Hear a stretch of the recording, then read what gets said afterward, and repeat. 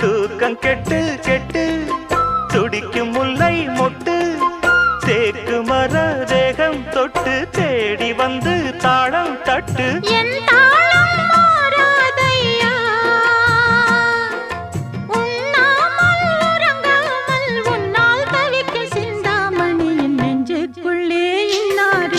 சொன்னால் புரியுமா